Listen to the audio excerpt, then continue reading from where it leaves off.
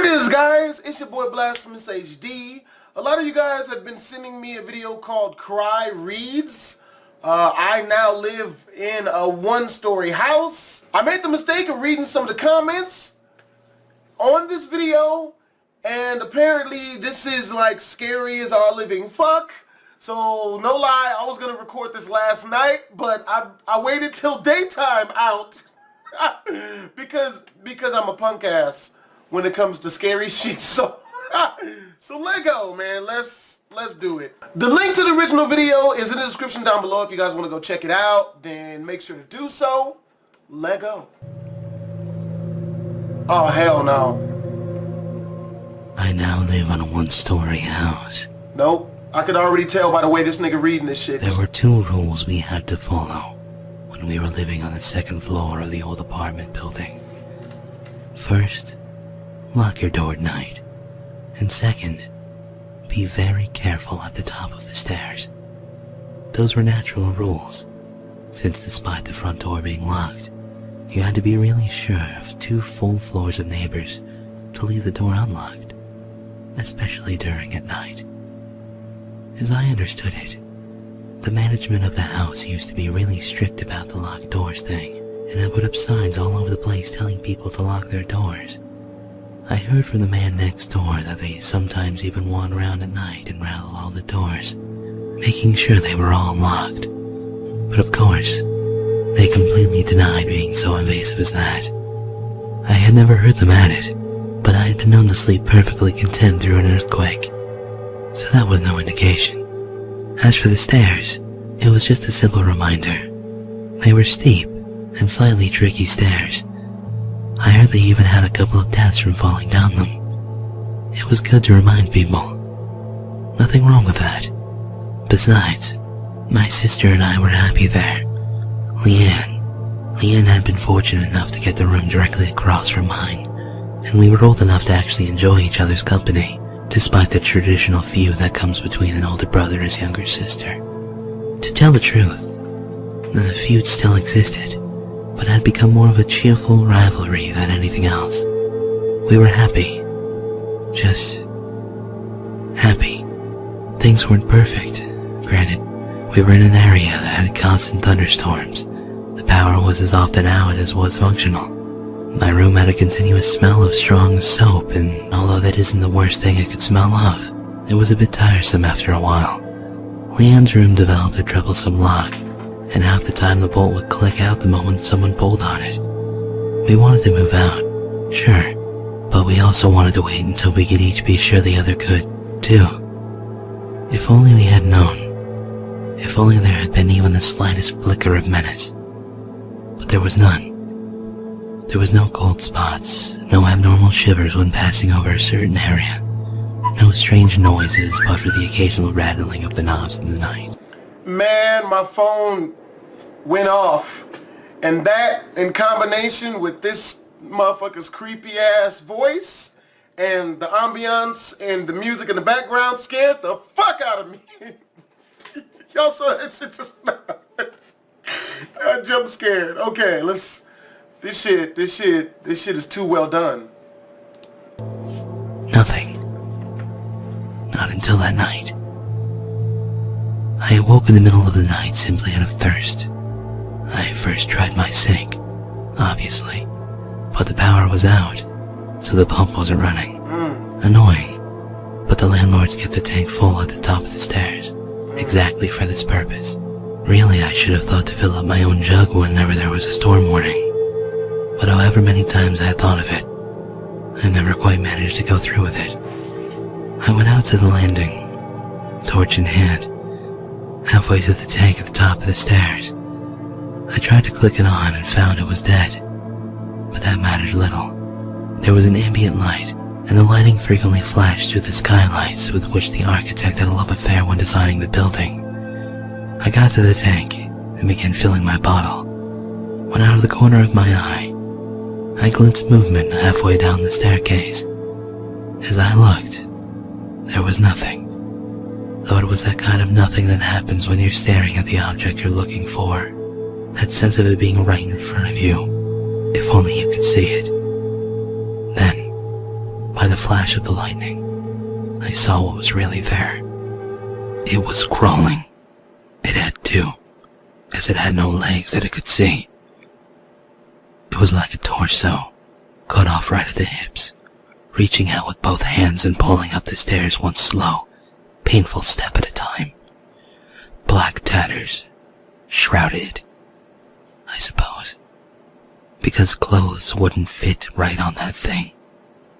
It was shrouded in the black tatters, and where they failed to cover, blank space showed. Not black, and definitely not white, but rather a simple absence that I still cannot think of without my stomach rising in protest. This space was not empty, as the vacuum beyond our planet is, but rather it was less than empty. It was hungry. It sucked in. It was the opposite of all that was material and physical. Then, the lightning flash faded, but I could still somehow perceive its shape, continuing up the stairs. Even as I turned to run, another flash lit the room, and as though it had sensed my intent to flee, it lifted its head, and... I'm sorry, but I cannot, I will never set to word, neither spoken nor written, my full description of its face, for lack of a better word. It was simply all that a face should not be, and since this time, there had been no sight so horrible, so fearsome, so terrifying, that has impressed itself upon me in the least. For how could it compare? That is the one triumph, I suppose, that I bring from that night. Out of all its horror, I shall never again be cowed by the sight of evil, for the worst done by man is but the palest reflection of the visage that faced me then. I ran. What else could I do? I ran to my room as fast as I could, and began fumbling with my keys, all the while becoming aware of a faint, slithery drag thump coming from the stairway. How far up had it been? Halfway? 2/3? How many steps did it have left?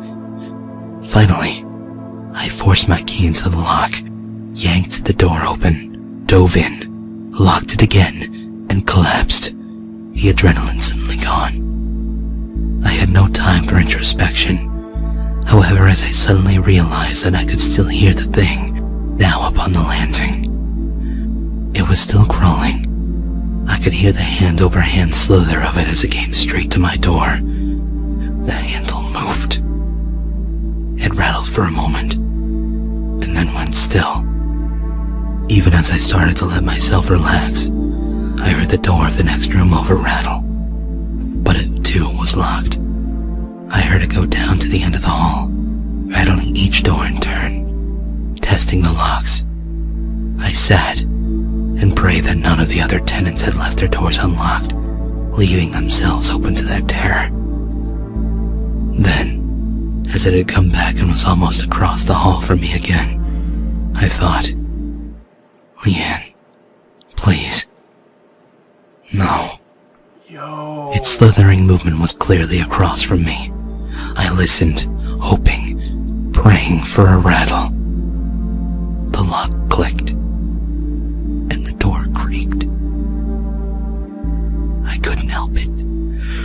I grabbed the useless flashlight as a club and threw the door open.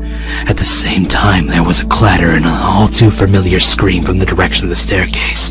I ran toward it, other tenants opening their doors and peering out, working torches lighting the hallway. There was yet some glimmer of hope in me, some faint wish that if I got there fast enough, she would be all right. But no. There, at the bottom, crumpled like a broken toy, the marks of hands fast fading from her ankles, was Leanne.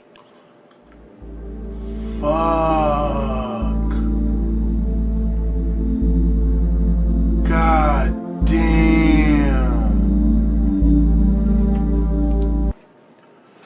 God damn, dude. That is literally the most well done creepypasta I've ever heard in my fucking life. The whole time I'm listening to that shit, any noise I hear, to me, is a monster. Some shit, like I'm checking behind me and shit. I'm damn near getting ready to throw my phone because whenever it goes off, that shit scares the fuck out of me. Man, dude. Oh, hell no. Nope. Fuck that. Nope. Make sure to click the link in the description. It'll take you to this video, in which case you should subscribe to him. I think he even has more of these, in which case I will be watching them with you guys. If you guys did enjoy this video, then make sure to comment, like, and or subscribe. As always, your boy Blastphamoushd. I'm gonna go watch cute cat pictures now, because this shit has got me all the way fucked up. I'm only half joking. I'm dead. Oh shit. Make sure to check out my prank channel. I'm uploading 2 brand new pranks every single week, as this one you see on the left. Click the annotation if you want to watch that, or look in the description where I'll leave a link for the people who are on phones. And as always, Blastphamoushd out.